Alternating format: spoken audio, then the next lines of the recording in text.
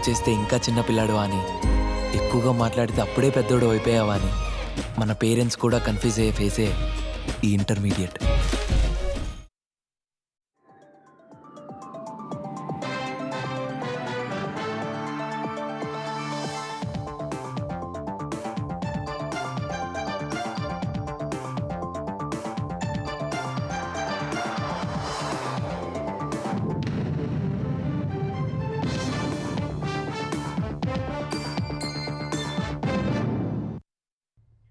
నమస్కారం, ఈటీవీ న్యూస్కి స్వాగతం. ముందుగా ముఖ్యాంశాలు.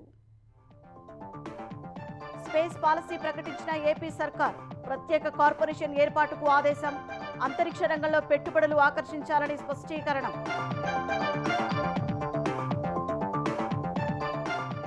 అమరావతిలో ప్రభుత్వ క్వార్టర్ల పనుల పూర్తికి చర్యలు, 524 కోట్లు విడుదల చేస్తూ ఉత్తర్వులు, నిర్మాణాల వేగవంతానికి ఆదేశాలు. తీన్మార్ మల్లన్న కార్యాలయంపై జాగృతి కార్యకర్తల దాడి, గాల్లోకి గన్మెన్ కాల్పులు, తనపై హత్యాయత్నం జరిగిందన్న ఎమ్మెల్సీ.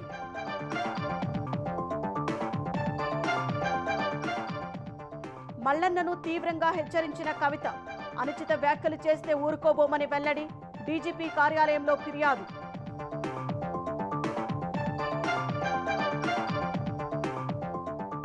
అశ్రునయనాల మధ్య ముగిసిన కోట శ్రీనివాసరావు అంత్యక్రియలు, ప్రముఖుల నివాళులు, చిత్ర పరిశ్రమకు తీరని లోటని వెల్లడి.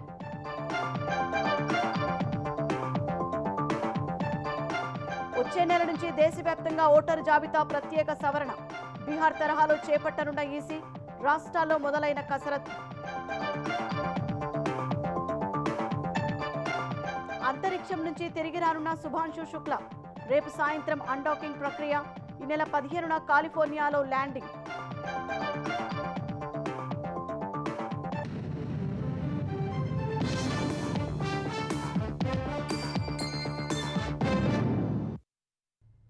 ఆంధ్రప్రదేశ్ ప్రభుత్వం స్పేస్ పాలసీని ప్రకటించింది. 5 ఏళ్ల పాటు అమలులో ఉండేలా మార్గదర్శకాలు జారీ చేసింది.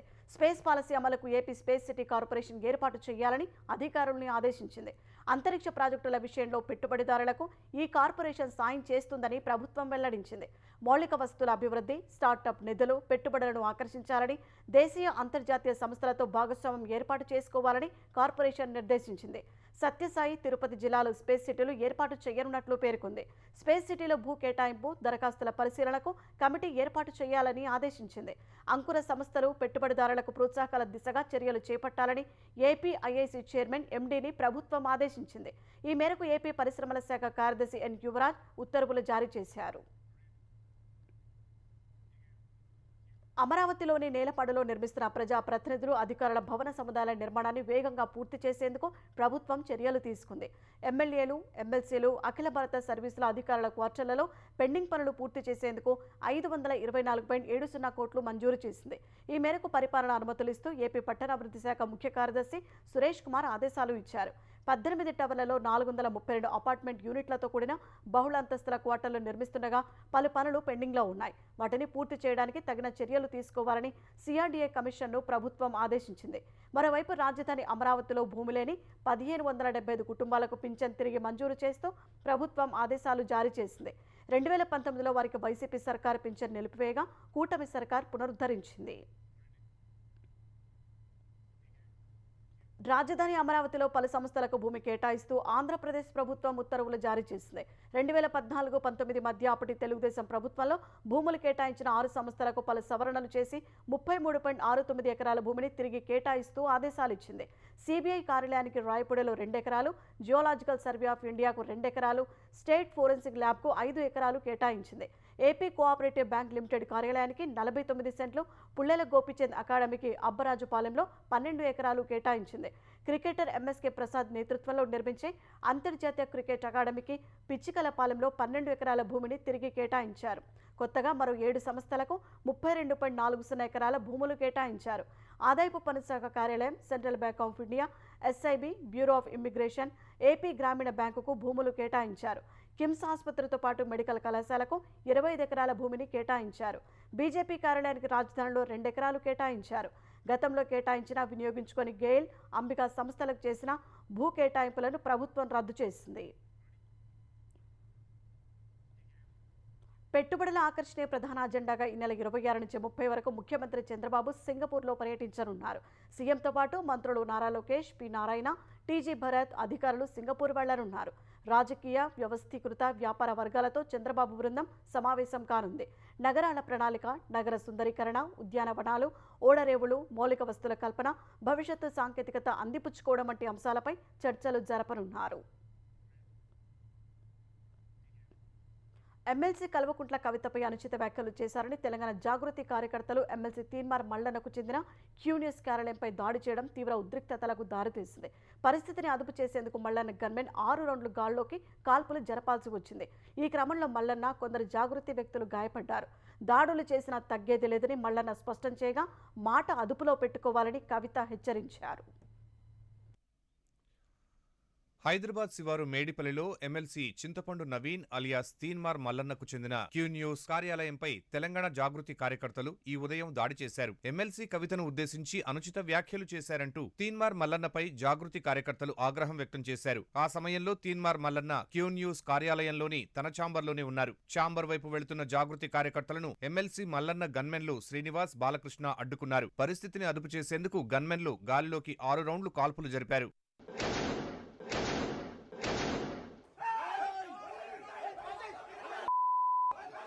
ఈ క్రమంలో తీన్మార్ మల్లన్న చేతి వేలుకు గాయమైంది. క్యూన్యూస్ కార్యాలయానికి 30 మంది జాగృతి కార్యకర్తలు రాగా వారిలో మహిళలు కూడా ఉన్నారు. 2 జాగృతి కార్యకర్తలు గాయపడగా వారిని ఆసుపత్రికి తరలించారు. విషయం తెలుసుకున్న పోలీసులు క్యూన్యూస్ కార్యాలయానికి చేరుకుని పరిస్థితిని పరిశీలించారు. క్లూస్ టీం బుల్లెట్ షెల్స్ ను స్వాధీనం చేసుకుంది. మల్కాజ్గిరి డీసీపీ పద్మజ క్యూన్యూస్ కార్యాలయానికి చేరుకుని ఘటనపై ఆరా తీశారు. మళ్లీ అవాంఛనీయ ఘటనలు జరగకుండా బందోబస్తు ఏర్పాటు చేశారు. కల్వకుంట్ల కవిత తనపై హత్యాయత్నం చేయించారని తీన్మార్ మల్లన్న ఆరోపించారు. ఇలాంటి దాడులతో బీసీలు వెనక్కి తగ్గరని, తమ ఉద్యమం ఆగబోదని చెప్పారు. మీరు రాసి పెట్టుకోరి, రాబోయే 3 సంవత్సరాల్లో మిమ్మల్ని రాజకీయంగా పాతాళానికి తొక్కే బాధ్యత మాది. బీసీలము, అణగారిన వర్గాలము ఈ రాష్ట్రంలో అధికారంలోకి రావడానికి మా ప్రయత్నంలో ఇసుమంతా కూడా తగ్గదు. మరింత రెట్టించిన ఉత్సాహంతోనే ముందుకు పోతాం తప్ప ఈ దాడులకు తీన్మార్ మల్లన్న భయపడు. నా పైన దాంతో కొట్టడం జరిగింది. మా గన్మెను ఆయన వెపన్ లాక్కొని నా మీద కాల్పులు చేయడానికి ప్రయత్నం చేశారు. హత్యాయత్నం చేసేటువంటి ప్రక్రియ కల్వకుంట్ల కవిత గారు, ఆమె కుటుంబం అంతా ఈ కార్యక్రమానికి తెగబడిందంటే ఇక మీరా మేమా బీసీలమా తేల్చుకుంటాం. మేము ప్రభుత్వంతో పోరాడుతా ఉంటే నీకేం బాధమ్మా? అనుచిత వ్యాఖ్యలు చేసిన ఎమ్మెల్సీ మల్లన్నపై చర్యలు తీసుకోవాలని డీజీపీ కార్యాలయంలో ఎమ్మెల్సీ కవిత ఫిర్యాదు చేశారు. త్వరలో తెలంగాణ మహిళా కమిషన్, జాతీయ మహిళా కమిషన్ కు కూడా ఫిర్యాదు చేస్తానని తెలిపారు. ఆడబిడ్డకు జరిగిన అవమానంపై సీఎం రేవంత్ రెడ్డి స్పందించి తీన్మార్ మల్లన్నను అరెస్టు చేయించాలని డిమాండ్ చేశారు. తీన్మార్ మల్లన్న అత్యంత హీనంగా తనపై విమర్శలు చేశారని కవిత మండిపడ్డారు. నేను ఏ ఒక్కనాడు కూడా తీన్మార్ మల్లన్న గారిని ఒక్క మాట కూడా అనలేదు. సరే, ఆయనకి ఏం కోపం ఉందో లేకపోతే ఎవరన్నా ప్రేరేపించిండ్రో ఎందుకన్నారో నాకు తెలియదు. మీరు మాట్లాడిన దానికి డెఫినెట్గా ఆవేశం వచ్చి మా కార్యకర్తలు, మా నాయకులు ప్రజాస్వామ్యబద్ధంగా ప్రొటెస్ట్ చేయడానికి వచ్చారు. అయితే మీరు కాల్పులు జరుపుతారా? అంత క్రూరత్వం ఎందుకు? మీరు ఏది పడితే అది మాట్లాడతామంటే మాత్రం మేము ఇక్కడ ఊరుకోము. ఏదో ఆడబిడ్డ కదా, ఓ సంస్థ నడుపుతుంది కదా, ఆమెను ఏదన్నా ఎవరుంటారు వెనక అనుకున్నారేమో. నా వెనక లక్షలాది మంది తెలంగాణ ఆడబిడ్డలు ఉన్నారు. నా వెనక లక్షలాది మంది తెలంగాణ అన్నదమ్ములు ఉన్నారు. నేను మామూలు ఆడబిడ్డను కాదు చెప్తున్నా. అగ్గి రవ్వనై రగులుతా ఎక్కువ తక్కువ వేస్తే. తీన్మార్ మల్లన్న గారు జాగ్రత్త, నేను చెప్తున్నా, జాగ్రత్తగా ఉండండి. దాడి ఘటనపై కేసు నమోదు చేసుకున్న పోలీసులు దర్యాప్తు చేపట్టారు. పలువురు జాగృతి నేతలను అదుపులోకి తీసుకున్నారు. తెలంగాణలో కొత్త రేషన్ కార్డుల పంపిణీకి రేపు ముఖ్యమంత్రి రేవంత్ రెడ్డి శ్రీకారం చుట్టనున్నారు. సూర్యాపేట జిల్లా తిరుమలగిరిలో జరిగే కార్యక్రమంలో లబ్ధిదారులకు సీఎం కార్డులను అందిస్తారు. ఈ మేరకు బహిరంగ సభ ఏర్పాట్లను తెలంగాణ పౌర సరఫరాల శాఖ కమిషనర్ డిఎస్ చౌహాన్ పరిశీలించారు. లబ్ధిదారులు కార్డు తీసుకున్న క్షణం నుంచే సన్నబియ్యం తీసుకోవచ్చని చౌహాన్ తెలిపారు. రేషన్ కార్డుల జారీ నిరంతర ప్రక్రియ అని వివరించారు. అర్హులైన ప్రతి ఒక్కరికి రేషన్ కార్డు అందజేస్తామని చెప్పారు. సికింద్రాబాద్ ఉజ్జయిని మహంకాళి అమ్మవారి బోనాలు వైభవంగా నిర్వహించారు. తెల్లవారుజాము నుంచే అమ్మవారి దర్శనానికి భారీగా భక్తులు తరలివచ్చి బోనాలు సమర్పించారు. పలువురు ప్రముఖులు సైతం అమ్మవారిని దర్శించుకుని మొక్కులు చెల్లించుకున్నారు. ప్రభుత్వం తరపున మంత్రి పొన్నం ప్రభాకర్ తొలి బోనం సమర్పించారు. ముఖ్యమంత్రి రేవంత్ రెడ్డి అమ్మవారికి తెలంగాణ ప్రభుత్వం తరపున పట్టు వస్త్రాలు సమర్పించారు. సీఎం రేవంత్ రెడ్డికి ఆలయ అర్చకులు పూర్ణ కుంభంతో స్వాగతం పలికారు. ముఖ్యమంత్రితో పాటు మంత్రులు కొండా సురేఖ, పొంగులేటి శ్రీనివాసరెడ్డి, పొన్నం ప్రభాకర్, అడ్లూరి లక్ష్మణ్ అమ్మవారిని దర్శించుకున్నారు. అంతకుముందు హర్యానా గవర్నర్ దత్తాత్రేయ, కేంద్ర మంత్రి కిషన్ రెడ్డి, ఇతర ప్రముఖులు అమ్మవారిని దర్శించుకున్నారు. భక్తుల రద్దీ దృష్ట్యా అధికారులు అమ్మవారి దర్శనానికి 6 క్యూ లైన్లు ఏర్పాటు చేశారు. అంతర్జాతీయ అంతరిక్ష కేంద్రంలో 18 రోజుల పాటు వివిధ ప్రయోగాలు చేసిన భారత వ్యోమగామి శుభాంశు శుక్లా బృందం భూమికి తిరుగు పయనం కానుంది. భారత కాలమానం ప్రకారం రేపు సాయంత్రం 4:35 అన్డాకింగ్ ప్రక్రియ జరగనుందని అమెరికా అంతరిక్ష సంస్థ నాసా తెలిపింది. ఈ నెల 15న మధ్యాహ్నం 3 గంటలకు కాలిఫోర్నియా తీరంలో క్రూ డ్రాగన్ స్పేస్ క్రాఫ్ట్ దిగనుంది. శుభాంశుతో పాటు పెగ్గే వెట్సన్, స్లావోజ్ ఉజ్నాస్కీ, విస్కియోస్కీ, టిబర్ కపు భూమిపైకి చేరగానే ఇక్కడి వాతావరణానికి అలవాటు పడేందుకు చర్యలు తీసుకోనున్నట్లు భారత అంతరిక్ష పరిశోధన సంస్థ ఇస్రో పేర్కొంది. అందుకోసం వారిని వారం రోజుల పాటు రిహాబిలిటేషన్ సెంటర్లో ఉంచనున్నట్లు తెలిపింది. ఇస్రోకు చెందిన వైద్యాధికారులు వ్యోమగాముల ఆరోగ్యం, ఫిట్నెస్ను నిరంతరం పర్యవేక్షిస్తారని వివరించింది. ప్రముఖ సినీ నటుడు కోట శ్రీనివాసరావుకు సినీ రాజకీయ ప్రముఖులు కన్నీటి వీడుకోలు పలికారు. ఈ తెల్లవారుజామున తుది శ్వాస విడిచిన కోట శ్రీనివాసరావు అంత్యక్రియలు జూబ్లీహిల్స్ మహాప్రస్థానంలో అభిమానుల అశ్రునయనాల మధ్య ముగిశాయి. 4 దశాబ్దాల సినీ ప్రయాణంలో 750కి పైగా చిత్రాల్లో నటించి ప్రేక్షకుల మదిలో చెరగని ముద్ర వేసిన కోట మృతి పట్ల సినీ రాజకీయ ప్రముఖులు ప్రగాఢ సంతాపం తెలిపారు. విలక్షణ నటనతో కోట్లాది మంది ప్రజల గుండెల్లో స్థానం సంపాదించుకున్న కోట శ్రీనివాసరావు ఇక లేరు. తెలుగుతో పాటు తమిళం, హిందీ, కన్నడ, మలయాళ భాషల్లో 750కి పైగా చిత్రాల్లో నవరసాలను పలికించిన కోట తిరిగి రాని లోకాలకు వెళ్లిపోయారు. కొంతకాలంగా అస్వస్థతతో బాధపడుతున్న 83 ఏళ్ల కోట ఈ తెల్లవారుజామున హైదరాబాద్ ఫిలిం నగర్లోని తన నివాసంలో కన్నుమూశారు.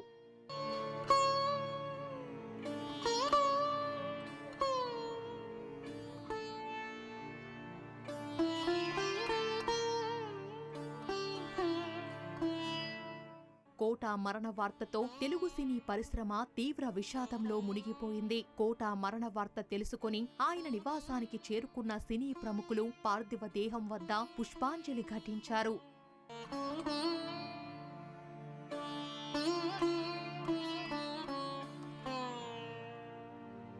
కోట శ్రీనివాసరావు భౌతిక కాయాన్ని చూసిన తోటి నటులు కొందరు బోరున విలపిస్తూ ఆయనతో అనుబంధాన్ని గుర్తు చేసుకున్నారు.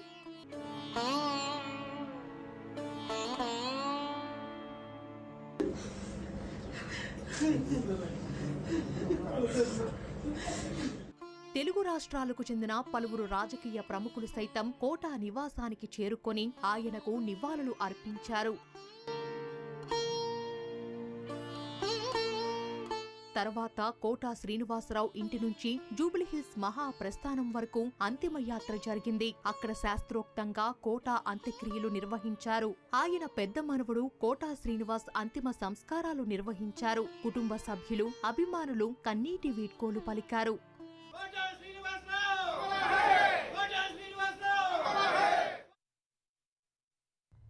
మహానటుడు కోట శ్రీనివాసరావు మరణం చాలా బాధాకరమని సినీ హీరో చిరంజీవి అన్నారు. సుదీర్ఘ నట ప్రస్థానంలో కోటాతో తనకు గొప్ప అనుబంధం ఉందని చిరంజీవి గుర్తు చేసుకున్నారు. ఆయన మృతి సినీ పరిశ్రమకు తీరని లోటని ఆవేదన వ్యక్తం చేశారు. ఎస్పీ రంగారావు తర్వాత అంతటి మహానటుడు కోట శ్రీనివాసరావు అని దర్శకుడు త్రివిక్రమ్ అన్నారు. తెలుగు సినిమా క్యారెక్టర్ నటుల్లో ఒక చరిత్ర ముగిసిపోయిందని భావిస్తున్నట్లు తెలిపారు. కోట తెలుగు సినీ పరిశ్రమకు పెట్టని కోట వంటి వారని ప్రముఖ రచయిత పరుచూరి గోపాలకృష్ణ అన్నారు. చిన్న చిన్న వేషాల నుంచి మొదలుపెట్టి పెద్ద నటుడిగా ఎదిగారని కొనియాడారు. తెలుగు రాష్ట్రాల ప్రజల కంటే కోట శ్రీనివాసరావుతో తనకి అనుబంధం ఎక్కువని సినీ నటుడు బాబుమోహన్ కన్నీటి పర్యంతమయ్యారు. సొంత తమ్ముడిలా తనను చూసుకునేవారని గుర్తు చేసుకున్నారు. కోట లేరని విషయాన్ని నమ్మలేకపోతున్నారని సినీ నటుడు బ్రహ్మానందం అన్నారు. నటన ఉన్నంతకాలం ఆయన బతికే ఉంటారన్నారు. సినీ పరిశ్రమ కోట కూలిపోయిందని, ఆయన లేని లోటును ఎవరూ భర్తీ చేయలేరని తనికెళ్ల భరణి తెలిపారు. కోట శ్రీనివాసరావు మృతితో తెలుగు చలనచిత్ర పరిశ్రమ అద్భుత నటుడిని కోల్పోయిందని సీనియర్ నటుడు మురళీమోహన్ తెలిపారు. విలక్షణమైన నటనకి పరిపూర్ణమైనటువంటి రూపం కోట శ్రీనివాసరావు గారు. మహానటుడు, ఒక లెజెండరీ క్యారెక్టర్ యాక్టర్. సుదీర్ఘమైనటువంటి ఈ నడ ప్రస్థానంలో మా అనుబంధం వెనవేసుకున్నది అంతా ఇంత కాదు. ఒక అద్భుతమైన నటుడిని కోల్పోయింది సినిమా పరిశ్రమ. అనేక చిత్రాల్లో మా జయభేరి సంస్థలో నటించడమే కాకుండా చాలా చిత్రాలు ఇద్దరం కలిసి చాలా పాత్రలు చేయడం జరిగింది. నిన్నగా మొన్ననే ఫోన్ చేశాను, సాయంత్రం చేస్తే పడుకున్నారు, అదేదో మందు వేశాడు డాక్టర్ గారు అని చెప్పారు. సరేలే నేను రేపు వస్తున్నట్టు చెప్పు, లేకుంటే ఎల్లుండి పొద్దున వస్తానమ్మా అని చెప్పిన. రమ్మన్నాడంట, కానీ నేను వచ్చేసరికి ఆయన లేడండి. బాగుండన్న వెళ్ళిపోయాడు. ఇంటికి వస్తే ఎంతో సంతోషంగా రారా బోరు కొడుతుందిరా అనేవాడు. కోట శ్రీనివాసరావు మరణం చాలా బాధాకరమని మాజీ ఉపరాష్ట్రపతి వెంకయ్యనాయుడు అన్నారు. విలక్షణ నటనతో వందలాది సినిమాల్లో నటించి ప్రేక్షకులను మెప్పించిన ఆయన శాసనసభ్యుడిగా కూడా ప్రజలకు సేవ చేశారన్నారు. ఆయన మృతి శోకాన్ని, బాధను కలిగిస్తోందని ఆంధ్రప్రదేశ్ గవర్నర్ జస్టిస్ అబ్దుల్ నజీర్ అన్నారు. ఆయన నటన తరతరాలకు ప్రేరణగా నిలుస్తుందన్నారు. కోట శ్రీనివాసరావు మరణం విచారకరమని సీఎం చంద్రబాబు అన్నారు. వైవిధ్యభరితమైన పాత్రలతో సినీ ప్రేక్షకుల అభిమానాన్ని చూరగొన్నారని తెలిపారు. కోట శ్రీనివాసరావు చేసిన కళాసేవ, పోషించిన పాత్రలు చిరస్మరణీయమన్నారు. 4 దశాబ్దాల సినీ ప్రయాణంలో ఆయన ఎన్నో విలక్షణ పాత్రలు పోషించారని ఏపీ విద్యాశాఖ మంత్రి నారా లోకేష్ వెల్లడించారు. కోట మృతి తెలుగు చిత్ర పరిశ్రమకు తీరని లోటని మాజీ సీఎం జగన్మోహన్ రెడ్డి అన్నారు. విలక్షణ పాత్రలో నటనకు ఎన్నో అవార్డులు వరించాయని తెలిపారు. తెలుగు ప్రేక్షకుల గుండెలో తనకంటూ ప్రత్యేక స్థానం సంపాదించుకున్నారని సినీ నటుడు ఎమ్మెల్యే నందమూరి బాలకృష్ణ అన్నారు. ఆయన మరణం తెలుగు సినీ రంగానికి తీరని లోటని వ్యాఖ్యానించారు. తెలుగు చిత్ర పరిశ్రమలో విలక్షణమైన నటనకు చిరునామాగా నిలిచిన ఆయనకు తెలుగు భాష యాసలపై మంచి పట్టు ఉందని ఉప ముఖ్యమంత్రి పవన్ కళ్యాణ్ అన్నారు. ఓ పిసినారిగా, ఓ క్రూరమైన విలన్గా, ఓ మధ్యతరగతి తండ్రిగా, ఓ అల్లరి తాతయ్యగా ప్రతి పాత్రలోనూ ఒదిగిపోయారని కొనియాడారు. కోట శ్రీనివాసరావు గారు చనిపోవడం చాలా బాధాకరం. 40 సంవత్సరాలు నటనంటే ఏ విధంగా ఉండాలనో నటించి చూపించిన వ్యక్తి కోట శ్రీనివాసరావు గారు. వారితో నాకు దగ్గర సన్నిహిత సంబంధాలు ఉన్నాయి. సినిమా రంగంలోనే కాకుండా ప్రజాసేవలో కూడా బాగా కృషి చేసిన వ్యక్తి కోట శ్రీనివాసరావు గారు. అందరికీ కూడా ఒక కుటుంబ సభ్యుడు, నాకు ఇష్టమైన వ్యక్తి. ఏదైనా అభిప్రాయం చెప్పాలంటే నిర్మోహమాటంగా చెప్పగలిగే వ్యక్తి. ఆయన్ని చిత్ర పరిశ్రమ కోల్పోవడం చాలా లోటు, చాలా వెలితి ఉంది. ఇది నా మొట్టమొదటి సినిమా అక్కడమ్మాయి ఇక్కడ అబ్బాయి నుంచి అత్తారింటికి దారేది వరకు నాకు ఆయనతో మంచి అనుబంధం ఉంది. ఇప్పుడు 10 మంది బాగుని ఆకాంక్షించేవాళ్ళు. గొప్ప నటుడు, మానవతావాది, విలక్షణమైన పాత్రలను పోషించి మెప్పించి ప్రజల యొక్క అభిమానాన్ని పొందిన మహానటుడు, ఒక మంచి నటుడిని తెలుగు చలనచిత్ర పరిశ్రమ కోల్పోవడం చాలా విచారకరం. కోట శ్రీనివాసరావు మృతి సినీ రంగానికి తీరని లోటని తెలంగాణ సీఎం రేవంత్ రెడ్డి అన్నారు. విలక్షణ నటనతో ప్రేక్షకులను ఎంతగానో ఆకట్టుకున్నారని గుర్తు చేసుకున్నారు.